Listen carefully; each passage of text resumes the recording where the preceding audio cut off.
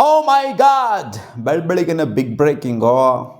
ಯಾರು ಕೂಡ ಎಕ್ಸ್ಪೆಕ್ಟೇಷನ್ ಈ ಥರ ಅಂತೂ ಇಟ್ಕೊಂಡಿರೋದಿಲ್ಲ. ನಿಖಲಸ್ ಪೂರನ್ ಈ ಥರ ಮಾಡಿಬಿಡ್ತಾರೆ ಅಂತ, ಅದು ಈ ವಯಸ್ಸಲ್ಲಿ ಈ ಥರ ಮಾಡ್ತಾರೆ ಅಂತಂದರೆ ಇದು ಆಶ್ಚರ್ಯಕರನೇ. ಹೌದು, ಎಲ್ಲ ಫಾರ್ಮೇಟ್ಗೂ ಕೂಡ ಇಂಟರ್ನ್ಯಾಷನಲ್ ಫಾರ್ಮೇಟಿಗೆ ರಿಟೈರ್ಮೆಂಟ್ನ ಅನೌನ್ಸ್ ಮಾಡೋದು ನಿಖಲಸ್ ಪೂರನ್ ವೆಸ್ಟ್ ಇಂಡೀಸ್ ಕ್ರಿಕೆಟ್ಗೆ ವಿದಾಯ ಹೇಳಿ ಅಫಿಷಿಯಲಿ ಇವಾಗ ಈಚೆಗಡೆ ಬಂದ್ಬಿಟ್ಟಿದ್ದಾರೆ. ಏನಕ್ಕೆ ರಿಟೈರ್ಮೆಂಟ್ನ ಕೊಟ್ಟರು ಎಲ್ಲ ಡೀಟೇಲ್ ಆಗಿ ನೋಡೋಣ. ಅದಕ್ಕೆ ನಮ್ಮ ಮುಂಚೆ ಚಾನಲ್ ಸಬ್ಸ್ಕ್ರೈಬ್ ಮಾಡಿಲ್ಲ ಅಂದರೆ ಬೇಗ ಸಬ್ಸ್ಕ್ರೈಬ್ ಹಾಕ್ಕೊಂಡು ಬೆಲೈಕನ್ ಕ್ಲಿಕ್ ಮಾಡ್ಕೊಳ್ಳಿ ಮಗ. ಏನಕ್ಕೆ ರಿಟೈರ್ಮೆಂಟ್ನ ಕೊಡ್ತಾರೆ ವೆಸ್ಟ್ ಇಂಡೀಸ್ ಕ್ರಿಕೆಟರ್ ಅಂತಂದರೆ, ಇನ್ಫ್ಯಾಕ್ಟ್ ರಿಟೈರ್ಮೆಂಟು ಕೊಡೋದಿಲ್ಲ. ಕೆಲವೊಬ್ಬರು ಸೈಲೆಂಟಾಗಿ ಸೈಡ್ ಲೈನ್ ಆಗಿ ಹೋಗ್ಬಿಡ್ತಾರೆ, ಈಚೆ ಕಡೆ ಕುಂದ್ಬಿಡ್ತಾರೆ, ಹಂಗೆ ಸೈಲೆಂಟಾಗಿ ನ್ಯೂಟ್ಲಾಗಿ ಹೋಗ್ಬಿಡ್ತಾರೆ. ರಿಟೈರ್ಮೆಂಟು ಕೊಟ್ಟಿರಲ್ಲ, ಏನೂ ಕೊಟ್ಟಿರೋದಿಲ್ಲ. ಸೊ ಈ ಥರ ಸಿಕ್ಕಾಪಟ್ಟೆ ಕ್ರಿಕೆಟರ್ಸ್ಗಳನ್ನ ನೋಡಿದ್ರೆ ವೆಸ್ಟ್ ಇಂಡೀಸ್ ಕ್ರಿಕೆಟ್ ಅಂತ ಬಂದಾಗ ಸುನಿಲ್ ನರೇನ್ ತೊಗೋಬೋದು, ಆಂಡ್ರೆ ರಸಲ್ ತೊಗೋಬೋದು. ಎಷ್ಟೋ ವರ್ಷ ಅವ್ರು ಆಡೇ ಇಲ್ಲ ಗುರು, ಮತ್ತೆ ಬರ್ತಾರೆ. ನರೇನ್ ಅಂತೂ ಆಡೇ ಇಲ್ಲ ಬಿಡಿ, ರಸಲ್ ವಿಚಾರದಲ್ಲಿ ಅಲ್ಲಿ ಬಂದು ಹೋಗಿ ಮಾಡ್ತಾಯಿದ್ರು. ಬಟ್ ಏನಕ್ಕೆ ಮಾಡ್ತಾರೆ ಈ ಥರ ವೆಸ್ಟ್ ಇಂಡೀಸ್ ಕ್ರಿಕೆಟರ್? ಮುಂಚೆ ಇದ್ದಂಥ ವೆಸ್ಟ್ ಇಂಡಿಯನ್ ಕ್ರಿಕೆಟರ್ಸ್ಗೂ ಇವಾಗಿರುವಂಥ ವೆಸ್ಟ್ ಇಂಡಿಯನ್ ಕ್ರಿಕೆಟರ್ಸ್ಗೂ ಸಿಕ್ಕಾಪಟ್ಟೆ ಡಿಫ್ರೆನ್ಸ್, ಲಾಡ್ ಆಫ್ ಡಿಫ್ರೆನ್ಸ್ ಅಂತೂ ಇದೆ. ಸೊ ಅವ್ರಿಗೆ ಏನಂತಂದರೆ ಒಂಥರ ಏನೋ ಕ್ಲಬ್ಗೆ ಆಡ್ದಂಗೆ ಅನಿಸುತ್ತೆ. ವೆಸ್ಟ್ ಇಂಡೀಸ್ಗೆ ಆಡಬೇಕಾದ್ರೆ ಏನೋ ಒಂದು ನೇಷನ್ನ ರೆಪ್ರೆಸೆಂಟ್ ಮಾಡ್ತೀವಿ ಅಂತ ಅವ್ರಿಗೆ ಖಂಡಿತ ಅನ್ಸೋದಿಲ್ಲ. ಯಾವುದೋ ಒಂದು ಕ್ಲಬ್ ಕ್ರಿಕೆಟ್ನ ಆಡ್ತಾರ ಅನ್ನಿಸ್ತಾ ಇರುತ್ತೆ. ಹೌದು, ಅವ್ರು ಇಂಟರ್ನ್ಯಾಷನಲ್ ಸ್ಟ್ಯಾಂಡರ್ಡ್ಸಲ್ಲಿ ಆಡ್ಬೋದು, ಬಟ್ ಆದರೂ ಕೂಡ ಅವರಿಗೆ ಒಂದು ದೇಶ, ನಮ್ಮ ದೇಶ ನಾವು ಗೆಲ್ಲಿಸ್ಬೇಕು, ನಿಂತ್ಕೊಂಡು ಆಡಬೇಕು, ಅವನ ಅಜ್ಜಿ ಕೀರ್ತಿ ಪತಾಕೆಯನ್ನು ಎತ್ತಿ ಮೇಲ್ಗಡೆ ಹಿಡಿಬೇಕು ಅನ್ನೋವಂಥದ್ದು ಅವರಿಗೆ ಬರೋದಿಲ್ಲ. ನ್ಯಾಚುರಲ್ ಆಗಿ ಇವಾಗ ಇಂಡಿಯಾದವರಿಗೆ, ಪಾಕಿಸ್ತಾನದವರಿಗೆ, ನಾರ್ಮಲ್ ಆಗಿ ಎಲ್ಲ ನೇಷನ್ಗಳು, ಆಸ್ಟ್ರೇಲಿಯಾ ಎಲ್ಲರಿಗೂ ಹೆಂಗೆ ಬರುತ್ತೋ ಆ ಥರ ಅವ್ರಿಗಂತೂ ಖಂಡಿತ ಬರೋದಿಲ್ಲ. ಅದಕ್ಕೋಸ್ಕರ ಅವರು ಆ ಒಂದು ವೆಸ್ಟ್ ಇಂಡೀಸ್ನ ರೆಪ್ರೆಸೆಂಟ್ ಮಾಡೋದಕ್ಕೆ ಒಂಥರ ಅಸಡ್ಡೆ ತೋರಿಸ್ತಾರೆ. ಆಫ್ಟರ್ ಪ್ರೊಜೆಕ್ಟ್ ಆಗೋವರೆಗೂ ವೆಸ್ಟ್ ಇಂಡೀಸ್ ಕ್ರಿಕೆಟ್ ಬೇಕು.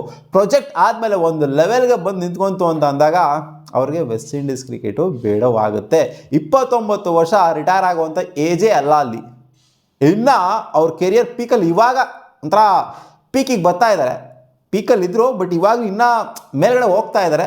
ಸೊ ಇನ್ನೂ ಪ್ರೂವ್ ಮಾಡೋದು ಬೆಜ್ಜಾನಿದೆ. ಅಟ್ಲೀಸ್ಟ್ ಒನ್ ಫಾರ್ಮೆಟ್ ಬೇಡವಾ? ಓಕೆ ಬಿಡು, ಓಡಿ ಏನೋ ಬಿಡಲಿ, ಓಕೆ. ಟೆಸ್ಟ್ ಅಂತೂ ಆಡ್ತಾನಲ್ಲ ನಿಖಲಸ್ ಪೂರನು, ಟೆಸ್ಟ್ ಬಗ್ಗೆ ಮಾತಾಡೋಕ್ಕೇನೋ ಹೋಗೋದಿಲ್ಲ. ಓಡಿಯೇ ಬಿಡಲಿ, ಓಕೆ ಗುರು. ಹಂಗೂ ಆಗ್ತಾ ಇಲ್ಲ, ವರ್ಕ್ಲೋಡ್ ಮ್ಯಾನೇಜ್ಮೆಂಟ್ ಮಾಡೋಕ್ಕಾಗಿಲ್ಲ ಅಂತಂದರೆ T20 ಫಾರ್ಮೆಟ್ನಾದರೂ ಇವರು ರಿಟರ್ನ್ ಮಾಡ್ಕೊಳ್ಳೋದು ಬೇಡವಾ? T20ನ ಅಟ್ಲೀಸ್ಟ್ ಆಡ್ತೀನಿ ಅಂತ ಅಲ್ಲ ಗುರು. ಬರೀ ಈ ಸೀರೀಸು, ಬಯಲಾಟ್ರಲ್ ಸೀರೀಸು ಅವೆಲ್ಲ ಬಿಟ್ಟಾಕು ಗುರು, ಬೇಡ ಬಯಲಾಟ್ರಲ್ ಸೀರೀಸ್ ಎಲ್ಲ.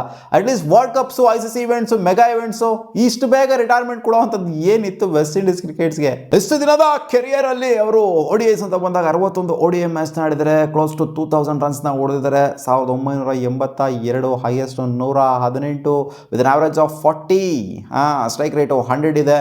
ಆ್ಯಂಡ್ 3 100s, 11 50s ಕೂಡ ಇದೆ.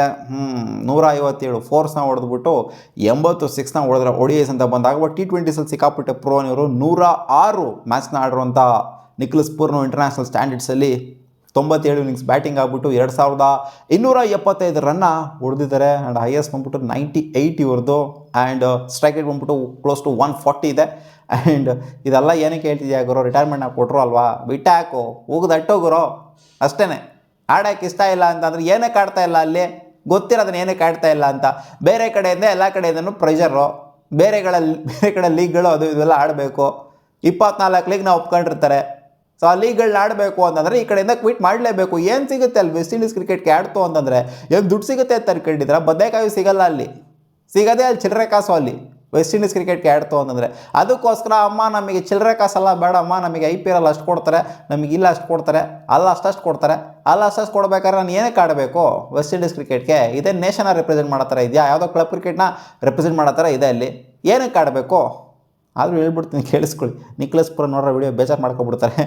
152 4ನ ಹೊಡೆದಿರುವಂಥ ನಿಖಲಸ್ ಪೂರನ್ T20ಸಲ್ಲಿ 150 6ನ ಹೊಡೆದಿರೋ, ಆಲ್ಮೋಸ್ಟ್ ಈಕ್ವಲ್ ಆಗಿರೋ. 152 4, 149 6ನ ಹೊಡೆದಿದ್ದಾರೆ. 63 ಕ್ಯಾಚ್ನ ತೊಗೊಂಡಿದ್ದಾರೆ. 8 ಸ್ಟಂಪ್ನೂ ಕೂಡ ಮಾಡಿದ್ದಾರೆ. ಸೊ ವಿಕೆಟ್ ಕೀಪರ್ ಬ್ಯಾಟ್ರಾಗೂ ಯೂಸ್ ಮಾಡ್ಕೋಬೋದು, ಬೌಲರಾಗೂ ಕೂಡ ಯೂಸ್ ಮಾಡ್ಕೋಬೋದು, ಫೀಲ್ಡರಾಗಿ ಸಾಕಾದ ಫೀಲ್ಡರು. ಸೊ ಎಲ್ಲ ಥರ ಇರೋವಂಥ ನೋಡಿ, ವೆಸ್ಟ್ ಇಂಡೀಸ್ ಕ್ರಿಕೆಟು ಕೊಲ್ಯಾಪ್ಸ್ ಆಗೋದಕ್ಕೆ, ಕೆಳಗಡೆ ಬಿದ್ದೋಗಿರೋದಕ್ಕೆ ಕಾರಣ ಏನು ಅಂತಂದರೆ, ಈ ಥರ ಪ್ರೊಜೆಕ್ಟ್ ಆಗುವಂಥ ಕ್ರಿಕೆಟರ್ಗಳು ಕಡೆಯವರೆಗೂ ಆಡೋದಿಲ್ಲ. ಅವ್ರ ಕೆರಿಯರ್ ಎಂಡ್ ಆಗೋವರೆಗೂ ವೆಸ್ಟ್ ಇಂಡೀಸ್ ಕ್ರಿಕೆಟ್ಗೆ ಸೇವೆ ಸಲ್ಲಿಸ್ತಾ ಇಲ್ಲ. ಮುಂಚೆ ಕ್ರಿಸ್ ಗೇಲ್ ಅವರೆಲ್ಲ ಹೆಂಗೆ ಆಡಿದ್ರು ಅಲ್ಲಿ, ಆ ಬ್ರಾವೋ, ಗೇಯ್ಲು, ಸೊ ಅವರೆಲ್ಲ ಒಂಥರ ಅವ್ರ ಕೆರಿಯರ್ ಎಂಡ್ ಆಗೋವರೆಗೂ ಕೂಡ ಆಡಿದ್ರು ವೆಸ್ಟ್ ಇಂಡೀಸ್ ಕ್ರಿಕೆಟ್ಗೆ. ಸೊ ಅಂಥ ಕ್ರಿಕೆಟರ್ಸ್ ಇರಬೇಕಾದ್ರೆ ವರ್ಲ್ಡ್ ಕಪ್ಪು ಗೆಲ್ತಾರೆ. ಅಲ್ಲಿ ಡ್ಯಾರನ್ ಸಾಮಿ ಇರಬೇಕಾದ್ರೆ ಅವರೆಲ್ಲ ಒಂಥರ ಕ್ಲಾಸ್ ಕ್ರಿಕೆಟರ್ಸ್ಗಳು. ಅಂಥವ್ರು ಇದ್ದಾಗ ವರ್ಲ್ಡ್ ಕಪ್ನೂ ಗೆಲ್ತಾರೆ, ಎಲ್ಲನೂ ಗೆಲ್ತಾರೆ. ಹಿಂಗಾಯಿತು ಅಂತಂದರೆ ಇನ್ನೆಲ್ಲಿ ಗೆಲ್ತಾರೆ? ಹೊಸೊಬ್ರು ಬರ್ತಾರೆ, ಸ್ವಲ್ಪ ಪ್ರೊಜೆಕ್ಟ್ ಆಗ್ತಾರೆ, ಆಮೇಲೆ ಹಂಗೆ ನ್ಯೂಟ್ಲಾಗಿ ಹೋಗ್ಬಿಡ್ತಾರೆ, ಸೈಡ್ ಲೈನ್ ಆಗಿ ಹೋಗ್ಬಿಡ್ತಾರೆ. ಸೊ ಏನು ಹೇಳಬೇಕು ಅಂದ್ರೆ ನನಗಂತೂ ಗೊತ್ತಾಗ್ತಿಲ್ಲ, ನನಗೇನೋ ಇಷ್ಟ ಆಗಲಿಲ್ಲ. ಇವರು ಏನೋ ಒಂದು ಅಲ್ಲಿ ಇಲ್ಲಿ ಒಂದೆರಡು ಲೀಗ್ಗಳನ್ನ ಕಮ್ಮಿ ಮಾಡಿಕೊಂಡ್ರೆ ಆಗಿತ್ತು ಅಲ್ಲಿ. ಅದು ಬಿಟ್ಟು ಇವರು ನ್ಯಾಷನಲ್ ಸೈಡ್ಗೆ ರಿಟೈರ್ಮೆಂಟ್ನ ಕೊಡುವಂಥದ್ದು, ಅದು ಈ ಏಜಲ್ಲಿ ನನಗೇನೋ ಸ್ವಲ್ಪನೂ ಇಷ್ಟ ಆಗಲಿಲ್ಲ. ಮಗ ಅಟ್ಲೀಸ್ಟ್ T20ನ ಉಳಿಸ್ಕೊಂಡಿತ್ತು ಅಂದ್ರೂ ಕೂಡ ರೆಸ್ಪೆಕ್ಟ್ ಇರ್ತಿತ್ತು ಇವ್ರ ಮೇಲೆ. ಬಟ್ ಬಿಡಿ, ಏನೋ ಅವ್ರ ಪರ್ಸ್ನಲ್ಲು, ನಮಗೆ ಅಲ್ಲಿ ದುಡ್ಡೇ ಮೈನು, ನಮ್ಗೆ ಆ ಲೀಗೆ ಆಡಬೇಕು ಈ ಲೀಗೆ ಆಡಬೇಕು ಅಂತ ಅನ್ಕೊಂತ ಇದ್ದಾರೆ. ನಾವೇನು ಹೇಳೋದಕ್ಕಾಗೋದಿಲ್ಲ ಇದಕ್ಕೆ ಅಷ್ಟೇ. ಮತ್ತೆ ಸಿಗೋಣ ಮುಂದಿನ ವಿಡಿಯೋದಲ್ಲಿ ಗಾಯ್ಸ್. ನಿಮ್ಗೆ ಏನಿಸ್ತು ನಿಖಿಲಸ್ ಪೂರ್ಣ ಅವರ ರಿಟೈರ್ಮೆಂಟು ಕಾಮೆಂಟ್ ಸೆಕ್ಷನಲ್ಲಿ ಹಾಕಿ.